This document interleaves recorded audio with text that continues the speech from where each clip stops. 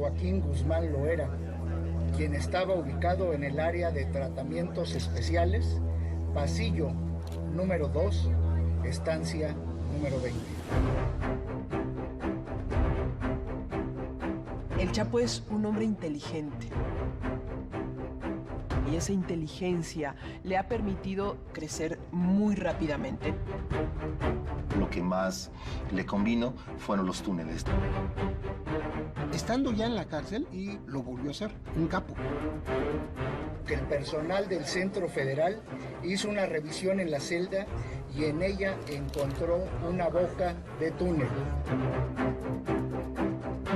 Hasta la fecha, los grandes decomisos que ha habido de túneles se le han acreditado al Cártel de Sinaloa y específicamente al Chapo Guzmán.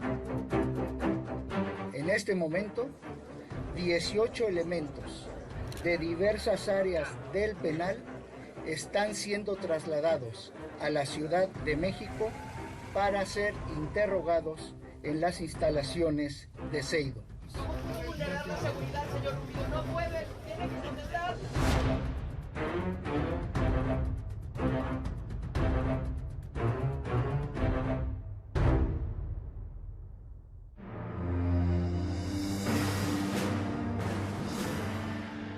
¿Quién es Joaquín Guzmán Loera, alias el Chapo? Bueno, es un hombre que nace en el ombligo del narcotráfico, ¿no? En Badiraguato, en Sinaloa. Cuando los niños nacen y abren los ojos, lo primero que ven es marihuana, o ven amapola, o ven avionetas Cessnas, o ven cuernos de chivo.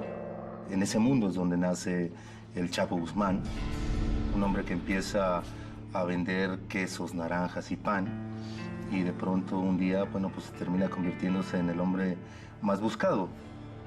El Chapo Guzmán no cursa ni la primaria, escribe con muchas dificultades, igualmente lee con mucha dificultad, pero siempre ha tenido, digamos, amanuenses cercanos que le escriben hasta las cartas de amor.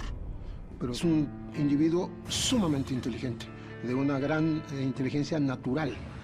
Y aunque no tenga preparación escolar, tiene esa penetración, esa agudeza y ese olfato para los negocios. Él se vincula y empieza a tener relación familiar, porque siempre estuvo vinculado familiarmente, con Miguel Ángel Félix Gallardo. En ese entonces ya un hombre muy importante en lo que ya se definía como cárteles de la droga en México. Miguel Ángel lo va adoptando con el paso de los años, Miguel Ángel Félix Gallardo, como el brazo derecho y operador del cártel en ese entonces de Sinaloa. Y así es como surge ese hombre que se convertiría en el más poderoso. Él se vuelve famoso por las, digamos, como las innovaciones que tiene para transportar droga, ¿no? Hace dos cosas fantásticas. Una son los túneles, ¿no? Él empieza con los túneles, ¿no? Sobre todo en toda esa parte de Sonora, ¿no? Es donde empieza a abrir los túneles.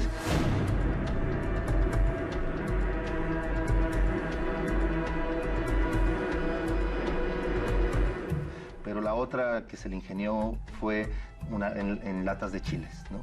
En latas de chiles empieza también a transportar, digo, sobre todo la cocaína, que es lo que en ese momento da dinero, ¿no? Antes de que lo detuvieran al Chapo el año pasado, una de las casas que decomisaron había pepinos, pero eran pepinos falsos. Entonces parecían pepinos, ¿no? Solamente se les abría y metían la droga.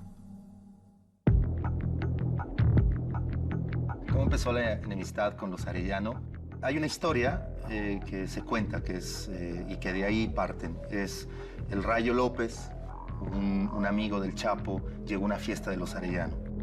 Llegó, quería entrar, no lo dejaron, se peleó afuera, salió Ramón Arellano Félix, le disparó, o sea, lo mata, y el Chapo nunca le perdonó eso a los Arellano, ¿no? Porque el Rayo era como su hermano, y es cuando empieza la guerra básicamente entre el Chapo y los Arellano.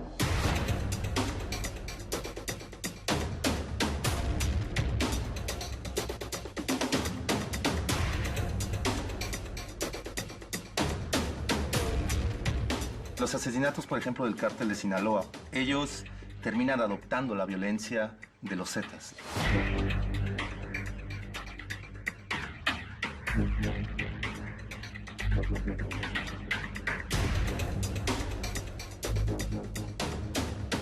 Los Zetas, cuando surgen, ellos nos dicen que la violencia es infinita, ¿no?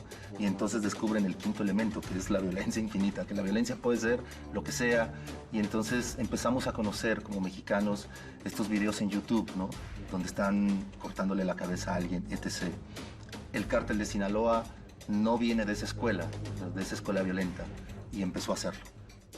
Cabeza por cabeza, ojo por ojo. Y era básicamente algo para decir, nosotros también podemos ser igual de violentos. Tú dejas a un colgado en un puente, yo dejo a dos.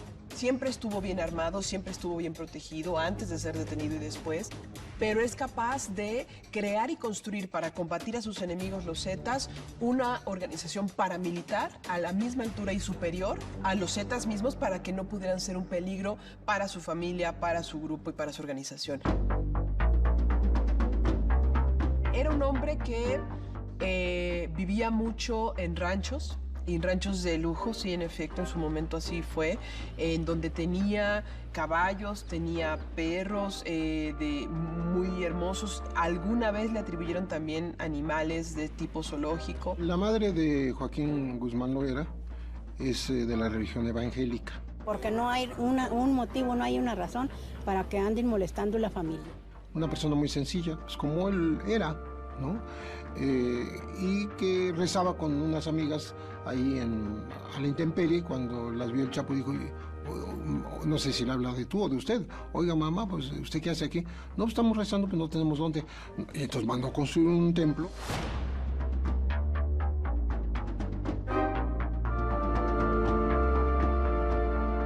Una pistola donde traía el número 701 de la lista de Forbes. Eso sí, muchos de sus pistoleros traen una pistola 701, ¿no? Me mandaron a hacer, ¿no? A grabarlo. Y sí, con la fotografía del Chapo. Algunos han puesto diamantes, otros simplemente la fotografía, ¿no? Pero sí traen todos grabados el 701. Con lo que respecta a sus residencias, estaban conectadas por los subterráneos en Culiacán. ¿Qué quiere decir eso? Eran túneles de agua pluvial, no drenaje. Y por ahí podía ir de una casa, bajar y entrar a otra, porque tenía accesos. Hablan que es compadre de varios, que pagó las fiestas, aunque no estaba presente muchas veces, de bodas de sus más cercanos colaboradores o de bautizos. Le gustaba bautizar a muchos niños. Y también era un hombre que le gustaba la música de banda. Hablan mucho de que el patrono, el señor, pagaba por horas la banda. Pero se habla, evidentemente, que las fiestas donde quedaba el Chapo, había de muchas mujeres, aunque yo llegué a hablar con alguien que lo conoció muy bien, y él me decía que al Chapo lo que le gustaba era llevarle serenatas a las mujeres, ¿no? Agarraba, contrataba el grupo y se ponían a caminar horas por la sierra hasta que llegaban al pueblito, daba la serenata a la chica y se iban. En algún momento, en algún decomiso de un laboratorio en donde supuestamente había estado el Chapo Guzmán ahí, pero terminó huyendo, se encontraron catálogos de mujeres, ¿no? Que eran mujeres colombianas, ¿no? Y que se pedían por catálogo y entonces llegaban, ¿no? a los ranchos del Chapo. El Chapo sí tenía una frustración, sobre todo en los tenis, ¿no? Le encantaba ir por tenis, ¿no? Sobre todo de una marca en especial. Y siempre me decían que iba a los malls de Los Ángeles, ¿no? Sobre el Chapo Guzmán se han tejido muchas leyendas, ¿no? Una de ellas, por ejemplo, nada más contada por muchísima gente, incluso un pariente mío jura haberlo visto, estar comiendo en un restaurante de allá de Sinaloa o del Distrito Federal o de Guadalajara, y que llegan varias camionetas, entra el Chapo, que es inconfundible, y le quitan los celulares, los móviles a todos los comensales, y les dicen que con calma no va a pasar nada, comen, incluso se da el lujo de pagar la comida de todos, y les devuelve sus celulares y chao, se van. Una parte sustancial del Chapo es que ayudaba a la gente, eso es real. Pagaba universidades, medicamentos, hospitales, daba trabajo. Lo estamos apoyando porque es muy buen señor, para nosotros muy buena persona. que él es el que ayuda al pueblo. El gobierno se debe de encargar de a secuestradores, no a gente que nos ayuda. Y en este caso en particular, en Sinaloa, le agradecen iglesias, le agradecen hospitales, le agradecen calles, ¿no? Al igual que otros narcotraficantes. Entonces, por eso es el amor y por eso es la identificación con la gente, ¿no? Construyó escuelas, le prestó a gente las avionetas para que llevaran a los chicos al hospital, llegó a pavimentar algunas calles, construyó iglesias, ¿no? Llevó agua potable, en Reyes hacía fiestas. Todo eso, evidentemente, el pobre te lo va a terminar agradeciendo. Y así es como también, de alguna manera, fue tendiendo su red de protección, ¿no? Por si llegaban autoridades, que casi todas las tenía compradas, pero a la que no tenía comprada, bueno, pues la gente terminaba avisando que iba alguien y entonces el Chapo se podía movilizar, ¿no?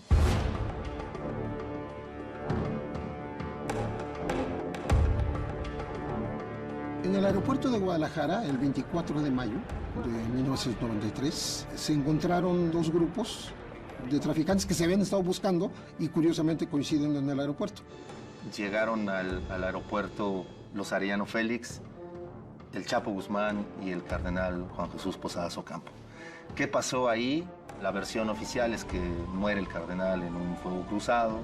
La versión que ha dado la iglesia es que no, bueno, pues que fueron directamente contra el cardenal, pero tampoco dicen por qué, ¿no? Eso es algo muy extraño. Y el Chapo empezó a huir. Se va a Centroamérica, específicamente a Guatemala, ¿no? Donde lo arrestan. Había alguien que tenía que pagar por la muerte del cardenal, fue el Chapo Guzmán, porque no tenía quizá tantos contactos. De hecho, el Chapo termina culpando a Amado Carrillo de su entrega en Guatemala, ¿no? Termina culpando a su propio jefe. En aquel entonces es cuando el Chapo empieza a sonar para todo el mundo, el Chapo Guzmán. ¿A qué se dedica? Yo soy agricultor.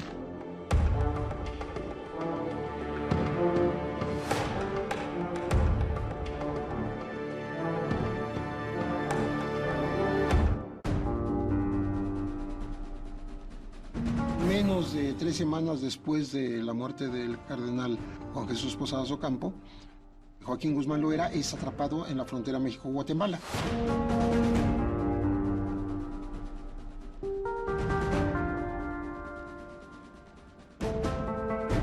Después de que está en una cárcel de alta seguridad, que antes se llamaba de Almoloya, ahora se le llama de La Palma, él se hace trasladar un 20 de noviembre, que es día festivo en México, a Puente Grande. Después de 6 años y medio de mantenerse en prisión, fue conociendo la prisión, fue entendiendo cómo funcionaba, fueron adelgazándose las formas de control. De cuando él llegó, que empezó a cómo terminaron, tanto en Almoloya como en Puente Grande, hay una distancia enorme.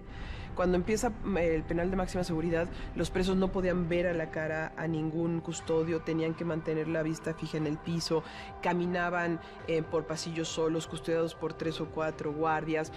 A veces las salidas al patio eran en solitario, dependiendo del grado, o eran acompañados por 2 o 3, pero no podían platicar prácticamente.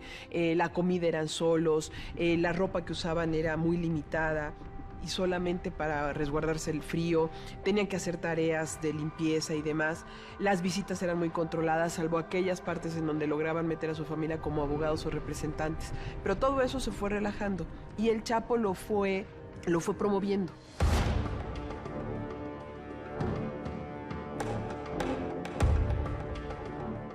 Él controlaba dentro la cárcel. Él decía quién tendría que ser castigado, quién no. Empezó a hacer fiestas, muchísimas fiestas. Llegaba gente de los prostíbulos de Guadalajara, llegaban muchas prostitutas, pedía comida también de los grandes restaurantes de Guadalajara.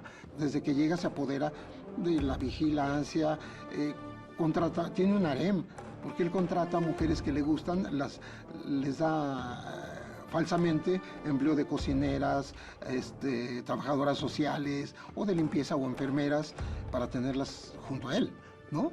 Entonces, él es dueño de la cárcel. Dentro de Puente Grande tuvo a la gran amante, ¿no? Que fue Zulema.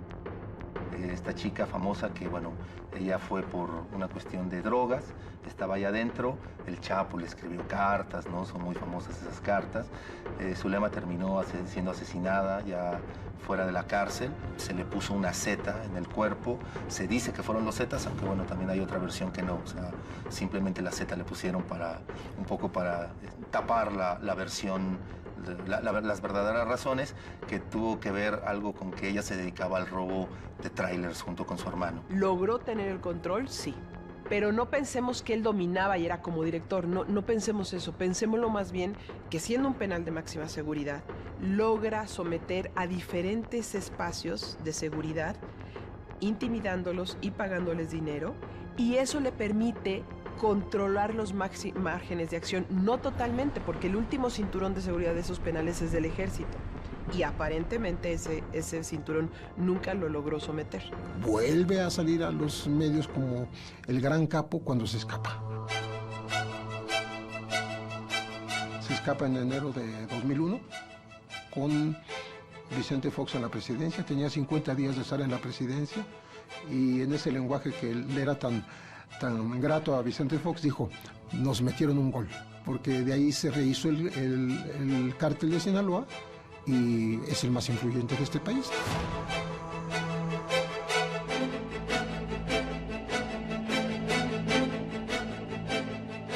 La fuga se da porque ya se venía un operativo de control del penal. Extrañamente, el general Macedo de la Concha me dijo, nos tardaron 9 horas en avisar de la fuga, lo que significó un tiempo suficiente y perfecto para no dejar ningún rastro y hacer imposible ubicar cualquier punto de manera inmediata. Hay dos versiones.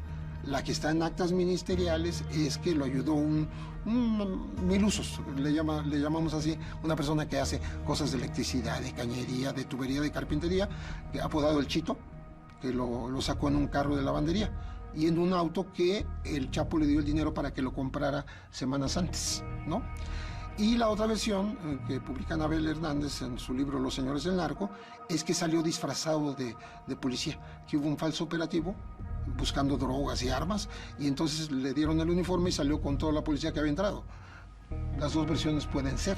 A mí me contaron que salió por la puerta principal, ¿no? Sin necesidad, por el carrito de la ropa sucia, salió así, como cualquier otro visitante, y existe una versión más que salió vestido de mujer. Es lamentable, ¿no? Porque no hemos podido como reporteros decir realmente cómo es que salió el Chapo.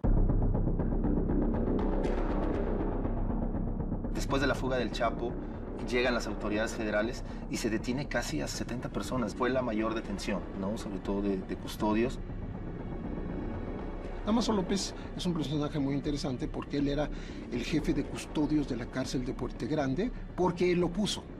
Es su paisano y su amigo, su compadre, ¿no? Y él lo colocó en el puesto de jefe de vigilancia. Entonces, por eso se pudo ir tranquilamente. La fuga es emblemática, pero además trastoca todo lo que fue el fenómeno del narcotráfico en México a partir de entonces. A su fuga del penal de Puente Grande, Jalisco, quienes lo acogen y lo protegen son los hermanos Beltrán Leiva, los Carrillo Fuentes, el Mayo Zambada y Esparragosa Moreno. Como no puede operar durante por lo menos el primer año, lo mantienen en bajo perfil. Sin embargo, cuando pasa este año, hay una reunión que pocos han documentado, en donde se define qué va a pasar con el Chapo Guzmán y qué va a hacer. Ahí es donde comienza la traición. Primero a los Beltrán Leiva y después a los Carrillo Fuentes. ¿Y por qué los traiciona? Precisamente por los corredores que significaban el trasiego de droga. A los Beltrán Leiva por lo que sería la zona de Guerrero y a los Carrillo Fuentes por una de las fronteras más importantes que es Chihuahua.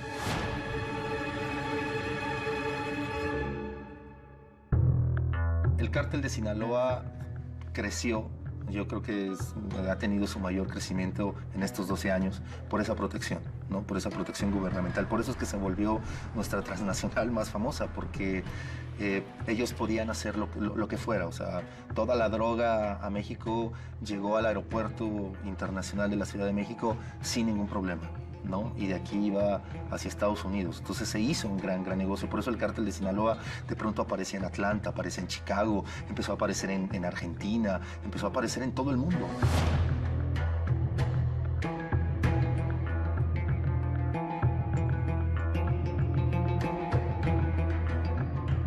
El Chapo tiene una responsabilidad en las más de 40,000 muertes que se contabilizan oficialmente en el narcotráfico en México, porque el cártel de Sinaloa empezó a tener este poderío y él, como director general de la empresa, tenía que ver evidentemente con la operatividad, y la operatividad en el narco es matar.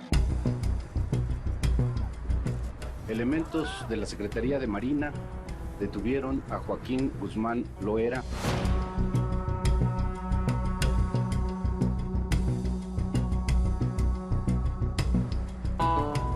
Lo capturan, según la versión oficial, en unos condominios clase medieros ahí de Mazatlán, del puerto de Mazatlán.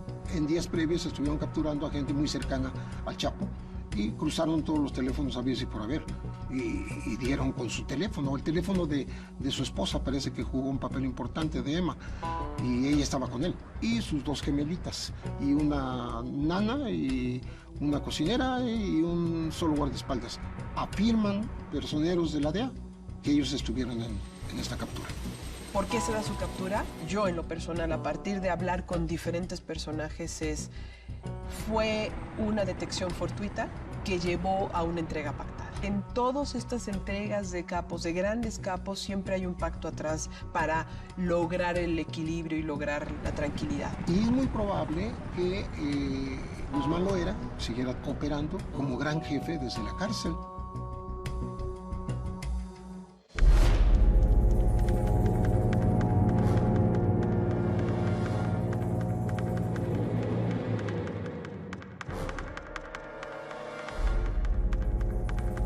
Estando ya en la cárcel, y lo volvió a hacer, un capo. Lo que más le convino fueron los túneles. El personal del Centro Federal hizo una revisión en la celda y en ella encontró una boca de túnel. Iniciaba con un hueco de forma rectangular en el área de la regadera de aproximadamente 50 por 50 centímetros y 1,5 metros de profundidad.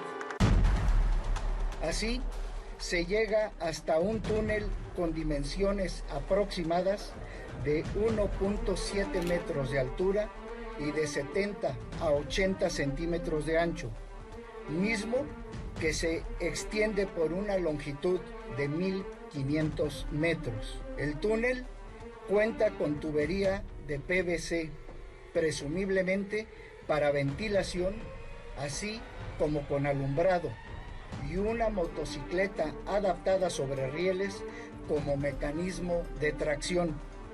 El pasaje desemboca en un inmueble que se encuentra en obra negra, ubicado al suroeste del Centro Federal, en la colonia Santa Juanita. Son hombres sanguinarios, capaces de todo, de cualquier cosa, pero con esa visión que les permite montar un gran negocio que desafía al Estado mismo y que definieron una época.